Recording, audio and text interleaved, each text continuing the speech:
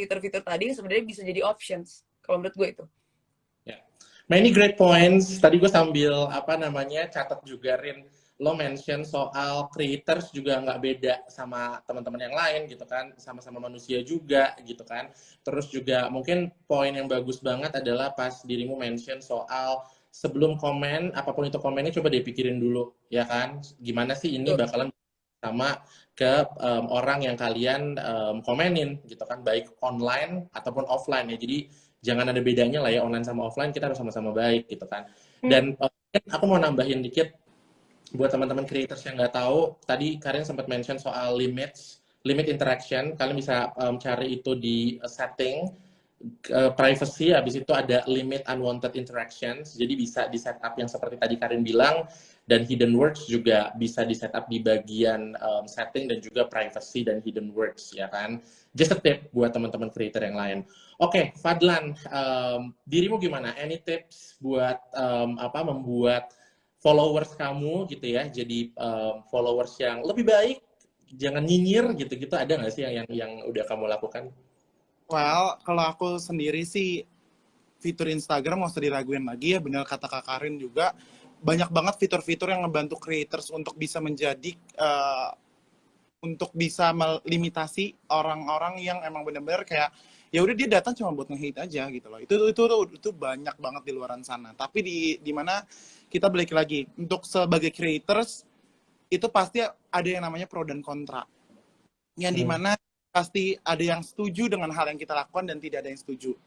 Jadi aku sih selalu mikir positif ya, kita mempunyai dua tangan hanya untuk menutup telinga, bukan untuk menutup mulut semua orang. Jadi aku sih ada fitur yang namanya delete comment, ada yang namanya fitur ngeblock, or yang tadi seperti kakak bilang juga ada limitasi segala macam, dan itu udah benar-benar ngebantu banget kita sebagai creators untuk mengurangi hal-hal yang emang nggak kita mau gitu loh. Ya kita creators kan tugasnya cuma ingin menghibur, kita cuma pengen ya mungkin ada mengedukasi orang banyak.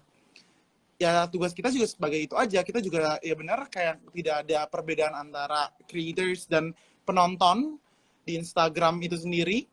Dan Instagram sudah cukup banyak membantu creators untuk menjadi platform yang sangat baik untuk kita untuk menyalurkan ide-ide kreatif yang udah kita tuangkan gitu sih.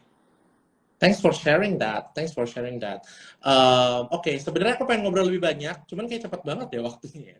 Mungkin terakhir, Karin sama Fadlan, ada tips nggak untuk teman-teman creator di sini yang lain gitu ya, untuk fokus aja ke serunya bikin konten dan mungkin jangan terpancing ke hate comments, do you have like any practical tips atau yang gampang banget diterapin sama orang-orang?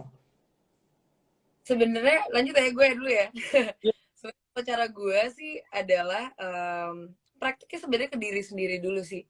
Bagaimana kita memilah antara kritik yang membangun dengan kritik yang tidak membangun. Itu kan balik lagi. Mana yang mau kita filter sebagai kritik yang membangun dan tidak gitu kan. Kalau misalnya kita kan punya nih bukan tong sampah ya, tong di dalam hati kita, di dalam diri kita. Ini yang penting untuk dipikirkan dan ini yang tidak penting untuk dipikirkan. Jadi kita harus punya dua ini. Kalau ketika ada omongan dari orang, itu harus terfiltrasi di antara dua itu. Kalau misalnya kita cuma punya satu, nyampur. Jadinya kita pikirin. Padahal yang harusnya dipikirin tuh ada nih yang lebih penting nih. Misalnya, komplain dari keluarga. Kamu kok nggak pernah pulang ke rumah sih? Nah, itu kan yang harusnya dipikirin lebih dulu tuh daripada komen orang yang kayak, lu gendutan. Nah, itu kan nggak penting. Tapi yang dipentingin duluan otak kita, kalau nggak difilter tadi, ujung-ujungnya mikirin yang kayak, aduh ntar dulu deh nyokap nanyain gue kemana, gue mikirin dulu nih gimana caranya gue bisa gak dibilang orang gak gendutan gitu kan. Kayak menurut gue itu kembali ke diri sendiri pertama. Jadi kita lihat apa kritik ini adalah kritik yang membangun atau tidak. Nah ketika kita lihat ternyata kritik ini sebenarnya tidak membangun, gak ada dasarnya, gak ada researchnya, gak ada basicnya tuh apa nih dia ngomong kayak gini, ya udah anggaplah ya udah nih orang lagi iseng, mungkin nih orang hari ini lagi having a bad day, mungkin kita nggak tahu dia mungkin habis dipecat kerja apa segala macam. Kita harus juga punya empati seperti itu kepada orang-orang yang mungkin berkata-kata jahat terhadap kita gitu loh.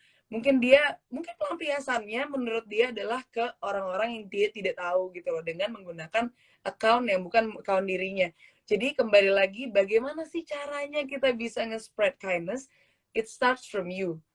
Jadi kalau lo juga di situ bisa legowo, lapang hati, melihat komen-komen seperti ini, nggak juga marah, nggak kadang gue nggak bilang kalau gue tuh terbaik ya, kadang gue juga ada ya kayak capeknya gue mau aja gue rasanya berantemin semua orang, cuman kayak balik lagi, ini yang selalu gue bilang tiap hari ke diri gue sendiri gitu loh, Rin, lu ngapain sih kemarin